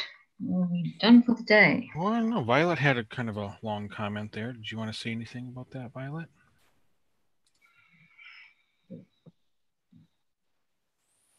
Hi, Carolina. You're sounding a little better. Not 100% yet, darling, but because unfortunately I got hit with a cold wind again. It's okay. At least I haven't lost my voice. It's a little bit raspy. Thank you for joining us with Lisa. Lisa is fantastic. I love you. Thank you so much, Lisa, for everything. I have one question that I've been mulling over since all of the hurricanes, and that's about the plasma fields. And when Tom Salas came back and made the wonderful videos and showing how well his mother's property fared through the storm in comparison to the rest of the neighborhood and area. The thing that keeps going in my mind is I keep hearing the term dome being used, a plasma dome, but I keep feeling that it's actually a plasma sphere where it's like a globe that is actually encompassed in that hole above and below. It's not just sitting on top of the ground, but that everything that's in Mother Earth is also being protected. For example, the roots, the trees were able to hang on better because the roots were being protected. Or the creatures that are in the dirt, they are actually still there to help to aerate and produce what's needed in the dirt, in the physicality, to continue to nourish those plants. Things like that. Do you think that's correct or incorrect? It is correct, because they have been pouring the water on the ground. They've been feeding the plants and the trees, so it has drained into the ground. So the field strength is not only what you see above, but has also gone below. And very soon we will be able to see those fields in most probably color, or I have already seen a preview of it, but you will be able to see the extent of the field strength and the different layers of it. So you can imagine 1 hectare of property untouched, the amount of field strength which is present there and which will not disappear. And it goes above and below. That's exciting, Carolina. I cannot wait to see these wonderful, wonderful machines and the photos that they can show us. It already appeared on Facebook. It still is a little bit blurry, but it is in public already. So the field strengths are shown, and it's a very small, short video, but it's beautiful because they're working on it and they're going to make it as perfect as possible. And the most beautiful thing, which might be very surprising for a lot of people, will be we will be able to see our own field strength as well. Not only from the plasmas, but you will be aware of your surroundings, but in not only the physicality, but also in the field strength, what it is, where it is, and how far they reach. It will be beautiful. We are going to a very exciting time. I'm most certainly excited. And not because of the physicality, but because of the interactions of the plasma and where we should be versus where we're coming from, and seeing the differences as we're making this transition. Thank you very much. You're welcome. And we got a question from Bernardus here. Would the consumption of a certain type of GANS water elevate us to see the fields? Can you repeat again, please? Is there a certain type of GANS waters that we can consume to help us better see the fields?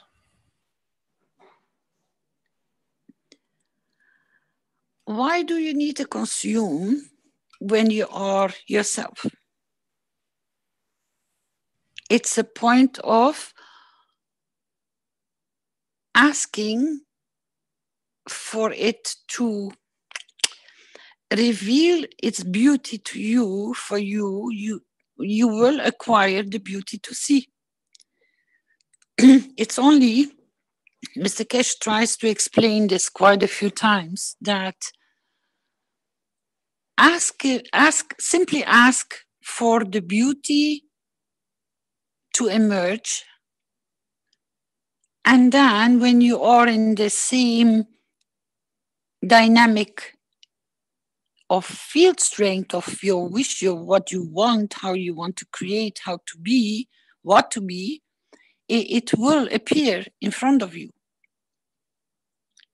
Because everything has a field strength. If you have understood that, there are so much more around us that we are not aware of because we are simply not in that field strength to be aware of it.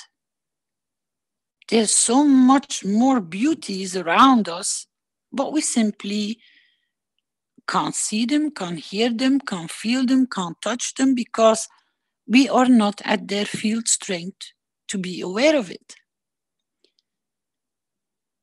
So it is, again, depending on your field strength, what is your desire and your intent for that beauty, for it to reveal itself towards you. It should be very simple to understand. If you know the intent and if you listen to the explanation of Tom, what happened on Dominica with his mama, what was their main intent? And then what was the result? Exactly what they're intended to do, they applied, and this is the result you see. Their creating of caring and why and positioning and working in the garden and taking so much care of was not so much through the grandswater alone. It was their love and their care they put in their creating. He built that house. And he even explains how difficult it was because he never did it before. So each stone has gone through his hands, and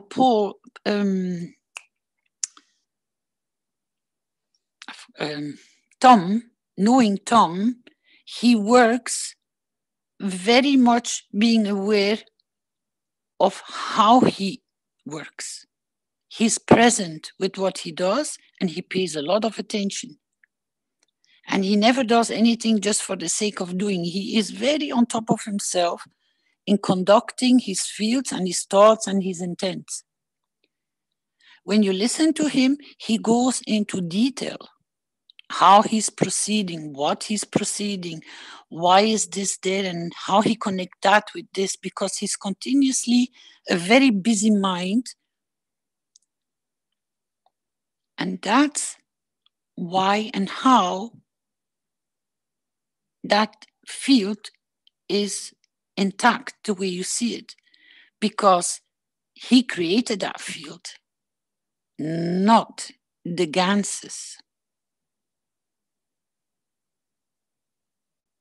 It's what goes into you, your intent, how you feed the plants, how you nourish the animals, how you look after the flowers, how he built with so much love and care the house for his mom.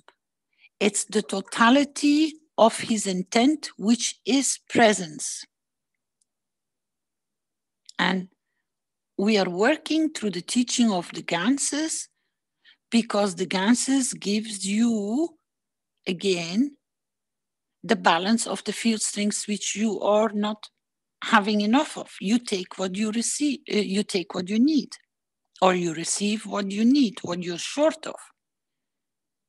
It's a support until you are balanced for you to understand that you can do all this applying yourself, because you are already. And this is the step we are trying to make the bridges back and forth in understanding, in explaining, trying to give examples. But his mom was working with the same intent. If you would have removed the knowledge of the ganses and just taken their intent, how they took care of this whole property, it would have the same effect. But it is very difficult to go and explain to people that this is possible. You are capable of doing and manifesting this beauty, and you didn't use anything except yourself. But this is the progress which now we are evolving to. As I just explained before to the gentleman, you are already doing it. You are already working through your soul, so easy and so beautiful, and you have such a beautiful results Now it's only a matter of trusting and believing that you can, that you are. Once that part is overcome, you will never look at the ganses anymore, unless you need to use them to make a bridge to somebody doesn't know anything. And that maybe is the step you need for them to, you know, to bring them to your level, to balance them faster. But in fact, you give them a plain bottle of water, you put your intent and your blessing in that water, and you hand it to the other person, he will already receive everything he needs, what you're there to offer.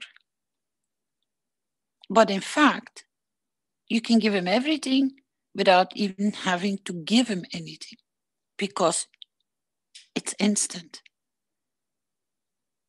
But it's the acceptance that you are that beautiful and that you're capable of doing it. And it's not easy because we keep on falling back in the trap and the paths of the physicality. But if you work enough with it and you become stronger and stronger, and we work more and more together to give to certain destinations, but nobody is holding you back because you have unlimited sources to send to, you will see the change. Because remember, maybe you didn't hear it, I asked Mr. Keshe a question. I said, Mr. Keshe, I said, but there are so many souls worldwide which are in problem. I said, they're all asking, they're crying, they're in stress. Why doesn't this work? Haha, he says, that's very simple. And I looked at him, I said, what do you mean? He says, simply because it was never there to unite, to give to so many more.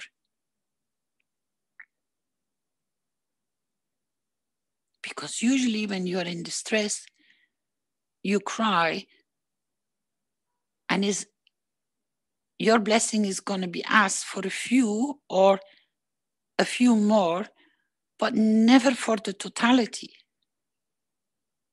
And this is the point where we are opening up to. And that's the key why this is working. Because if you look at yourself in your position as a knowledge seeker, what has changed in your life from before you walked in to the knowledge and now? I don't know how long you're there, and how many souls have you already served by just being there, giving information, showing, teaching, you name it, but you have reached other souls. And that is dynamic. Because it's dynamic, you increase the field strength, so it is activated, and it keeps on being activated because more knowledge seekers are coming in, adding to the field strength, so it becomes more active. It serves more souls, and it serves more souls, and you touch more souls. And what are you doing? You are changing their position by elevating them. You bring them up by giving them a gift. And that makes you that beautiful soul, which is uniting. And that's why it is working. You have reached more people by simply your intent to give than actually passing your Gans water on. You've been more powerful by being there with your intent than actually passing the Gans waters.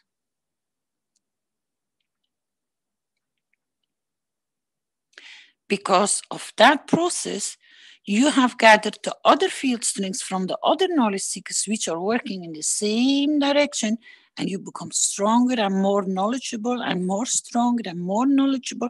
Why? Because it is growing in its beauty of giving. And that's why you see so many things changing. When you're putting your awareness on it and you look around, things are changing very fast. That people even come and ask me, are you aware of this? And are you aware? I said, listen, darling, I said, you were part of this change. You wished for it.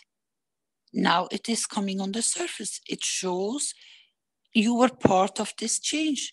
I said, be proud of yourself, be happy and trust yourself. You are already the change.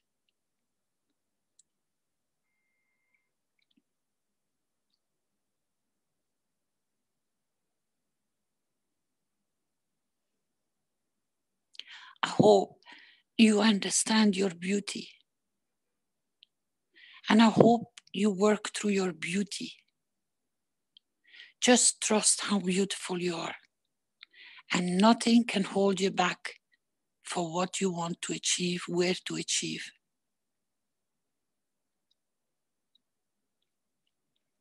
And if you can get this message across, you are the most beautiful knowledge seeker you can ever even imagine.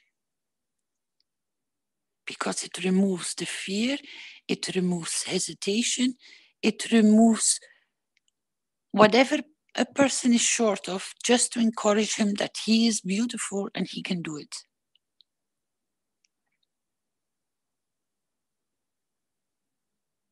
Because I am 100% sure when you switch the news on,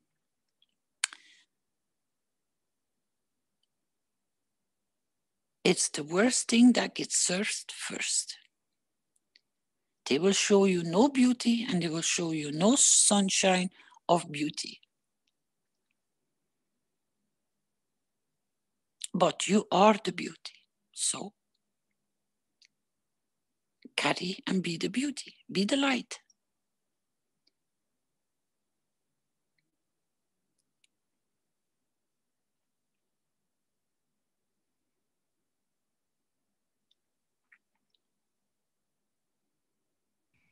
Thanks, Caroline. That was... Yeah. Yes, thank you, Caroline. You're welcome. I think we need to shut it for the day, Flint. Yes. Our bedtime is far over. So it was a wonderful teaching today, and we had extra bits from Caroline there, and I think we covered a lot today regarding the soul, and I hope everybody enjoyed it.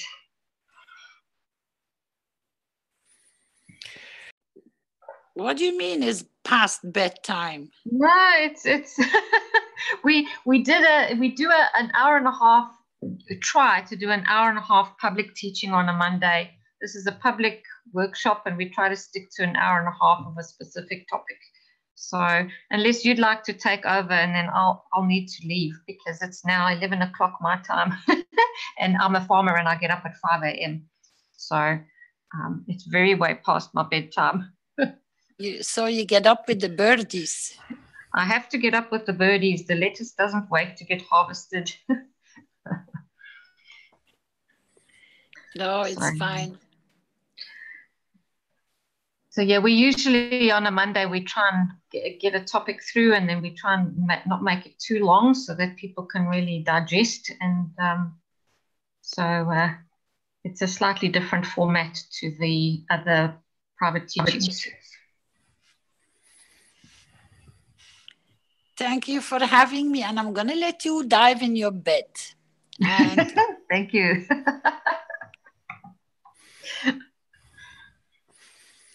If there is nobody else any more questions, I leave it in your hands. Yeah, we'll end for today. Thanks, Flint. You can see us out, please. Yes, I will. Thanks, everybody, and hope you have a wonderful week. Yes, thank you, everybody, for your participation and great questions. And again, thank you, Lisa and Caroline. So this will be the end of part 4. the Exploring Plasma Science session for today, Monday, February 26, 2018, part of the public teachings for the Keshe Foundation Spaceship Institute. Please join us tomorrow afternoon. It would be 4 p.m. Central European Time as our next public teaching, 29th, One Nation, One Planet, One Race for World Peace meeting. Again, on the same number, Zoom number, at 4 p.m. Central European Time. Y'all have a great rest of your evening, day, or morning, and we will see you soon. Bye, everyone.